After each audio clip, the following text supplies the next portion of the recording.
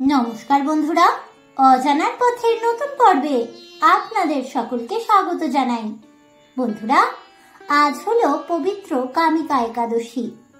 আর আজকের এই পবিত্র শ্রাবণ কৃষ্ণপক্ষিয়া কামিকা একাদশী তিথিতে শ্রবণ করে নিন কামিকা একাদশীর ব্রত মাহাত্ম্য কথা। বন্ধুরা, আমার আজকের এই পর্বে আমি আপনাদের শোনাবো পবিত্র কামিকা একাদশীর ব্রত কথা বা মাহাত্ম্য কথা। কামিকা একাদশীর পুণ্য দিনে দাঁড়িয়ে কামিকা একাদশীর ব্রত মাহাত্ম্য কথা শ্রবণ করতে হলে অবশ্যই ভিডিওটি স্কিপ না করে শেষ পর্যন্ত দেখতে থাকুন। নমস্কার বন্ধুরা, অজানার পথের নতুন পর্বে আপনাদের সকলকে স্বাগত জানাই। শ্রাবণ মাসের কৃষ্ণপক্ষের একাদশী তিথিতে পালিত হয় কামিকা একাদশী ব্রত।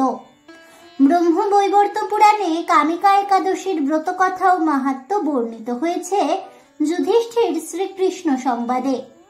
মহারাজ যুধিষ্ঠির তথা পঞ্চ পাণ্ডবের জ্যেষ্ঠ পাণ্ডব ভগবান শ্রীকৃষ্ণের কাছে মিনতি করলেন, হে গোবিন্দ, হে বাসুদেব, শ্রাবণ মাসের কৃষ্ণপক্ষের একাদশীর নাম এবং তার মাহাত্ম্য সবিস্তারে আমার কাছে বর্ণনা করুন। তা শুনতে আমি অত্যন্ত কৌতূহলী। প্রত্যুত্তরে ভক্ত বৎসল ভগবান শ্রীকৃষ্ণ বললেন, হে রাজন, পূর্বে দেবর্ষি নারদ প্রজাপতি ব্রহ্মাকে এই প্রশ্ন করলে তিনি যে উত্তর প্রদান করেছিলেন আমি এখন সেই কথাই বলছি। আপনি মনোযোগ সহকারে তা শ্রবণ করুন। এক সময় ব্রহ্মার কাছে ভক্ত শ্রেষ্ঠ নারদ জিজ্ঞাসা করলেন, হে ভগবান, শ্রাবণ মাসের কৃষ্ণপক্ষিয়া একাদশীর নাম কি? এর আরাধ্য দেবতা কে? সেই ব্রতের বিধি বা কিরকম এবং এই ব্রতের ফলে কি পুণ্য লাভ হয় তা সবিশেষ জানতে ইচ্ছা করি। আপনি কৃপা করে আমাকে তা জানালে আমার জীবন ধন্য হবে। শ্রী নারদের কথা শুনে ব্রহ্মা অত্যন্ত সন্তুষ্ট হলেন।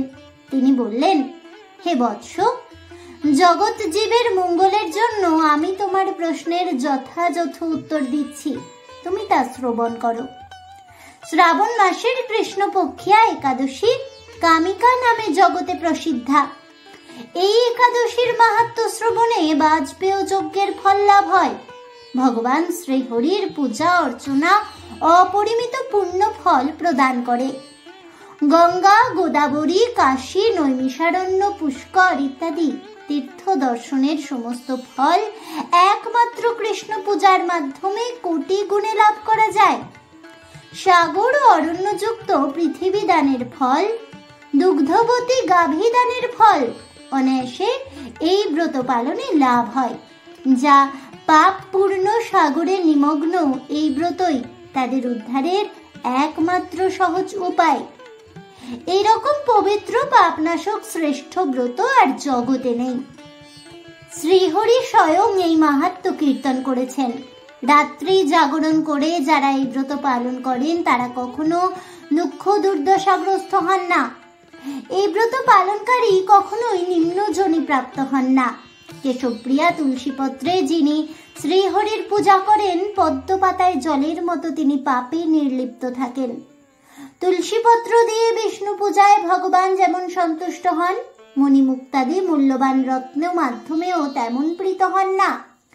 যিনি কেশবকে তুলসী মঞ্জুরি দিয়ে পূজা করেন তার জন্মার্জিত সমস্ত পাপ ক্ষয় হয়ে যায়।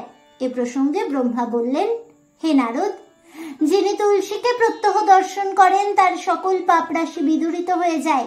যিনি তাকে স্পর্শ করেন তার পাপ মলিন দেহ পবিত্র হয়। তাকে প্রণাম করলে সমস্ত রোগ দূর হয়। তাকে জল সিঞ্চন করলে যমও তার কাছে আসতে ভয় পান। শ্রীহরির চরণে তুলসী পাতা অর্পিত হলে ভগবত ভক্তি লাভ হয়। তাই হে কৃষ্ণ ভক্তি প্রদায়িনী, তোমায় প্রণাম করি। যে ব্যক্তি হরিবাসরে ভগবানের সামনে দীপ দান করেন, চিত্রগুপ্ত তার পুণ্যের সংখ্যা হিসাব করতে পারেন না। তার পিতৃপুরুষেরাও পরম তৃপ্তি লাভ করেন। শ্রীকৃষ্ণ বললেন, হে রাজন, আমি আপনার কাছে সর্বপাপ হারিণী কামিকা একাদশীর মাহাত্ম্য বর্ণনা করলাম। অতএব যিনি ব্রহ্ম হত্যা, ভ্রূণ হত্যা, পাপ বিনাশিনী মহাপুণ্য ফলদায়ী এই ব্রত পালন করবেন ও এই ব্রতের মাহাত্ম্য কথা শ্রদ্ধা সহকারে পাঠ অথবা শ্রবণ করবেন, তিনি সর্বপাপ থেকে মুক্ত হয়ে বিষ্ণু লোকে গমন করবেন।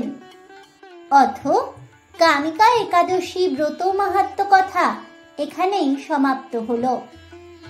জয় ভগবান শ্রী বিষ্ণুর জয় হোক, জয় হোক ভগবান শ্রীহরি শ্রীকৃষ্ণের, জয় হোক শ্রাবণ কৃষ্ণপক্ষিয়া পবিত্র কামিকা একাদশীর, জয় হোক সমস্ত হরি ভক্তগণের। হরে কৃষ্ণ কৃষ্ণ কৃষ্ণ হরে হরে, হরে রাম রাম রাম হরে হরে, রাধে রাধে। এই বলে আমার আজকের ভিডিওটি আমি এখানেই শেষ করছি। তাহলে বন্ধুরা, শ্রাবণ কৃষ্ণ পক্ষিয়া কামিকা একাদশীর ব্রত মাহাত্ম্য কথা শ্রবণে আপনাদের কেমন লাগলো অবশ্যই আমাকে কমেন্টে জানাবেন। ভিডিওটি ভালো লেগে থাকলে লাইক শেয়ার করতে ভুলবেন না। আমার চ্যানেলের নতুন বন্ধু হয়ে থাকলে চ্যানেলটিকে সাবস্ক্রাইব করে দেবেন, পাশে থাকা বেল বাটনটি প্রেস করে রাখবেন নতুন ভিডিওর নোটিফিকেশন পাওয়ার জন্য। দেখা হচ্ছে পরের ভিডিওতে, ততক্ষণ সবাই ভালো থাকুন, সুস্থ থাকুন, আর অবশ্যই সঙ্গে থাকুন আর দেখতে থাকুন অজানার পথে।